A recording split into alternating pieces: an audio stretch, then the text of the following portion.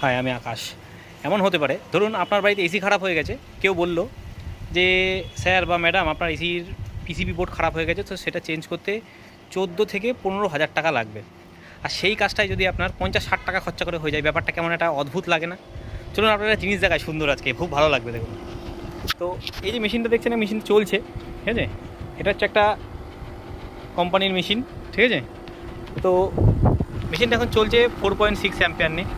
মেশিনটার মডেলটা নেই, মডেলটা আমি বলে দিচ্ছি। মেশিনটার মডেল হচ্ছে US18SKY1, ঠিক আছে? তো এই মেশিনটার প্রবলেম হচ্ছে, মেশিনটা H11 এর রেকর্ড ছিল। তো H11 মানে আমরা সবাই জানি যে আউটডোর পিসিবি খারাপ, ঠিক? কিন্তু মেশিনটার সমস্যা ছিল হচ্ছে, দেখুন এইটা মোটামুটি তোমরা সবাই জানো এটা কি, এই যে নীল রঙের দেখতে, এটা হচ্ছে একটা ক্যাপাসিটার, এটা হচ্ছে ফ্যান ক্যাপাসিটার বলে। তো এই ফ্যান ক্যাপাসিটারটা উইক হয়ে গেছিলো, এই জন্যই ফ্যানটা আস্তে ঘুরছিল।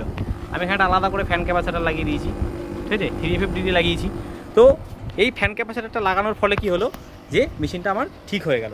মেশিনটা দেখে নাও, অ্যাম্পিয়ারও ঠিকঠাক দেখাচ্ছে। কিন্তু যখন কাস্টমার কোম্পানিতে কল দিয়েছিল, তখন কোম্পানির লোক এসে বলেছিল যে না, আপনার মেশিনের পিসিবি খারাপ আছে, 14,000 টাকা লাগবে, ঠিক আছে? কিন্তু আজকে দেখুন সেই মেশিনটাই 50 টাকায় ছাড়িয়ে দিলাম। তো আমি সবাইকে এটাই বলি, যারা যারা কৃষ্ণগড়ে যাদের বাড়ি, যারা এসি ইনভার্টার মেশিন আছে, প্রবলেম হচ্ছে, যারা পিসিবি সারাতে চান বা এসি সারাতে চান, অবশ্যই আমার সাথে যোগাযোগ করুন। আমি আপনাদেরকে সার্ভিস দেবো এবং জেনুইন সার্ভিস দেবো।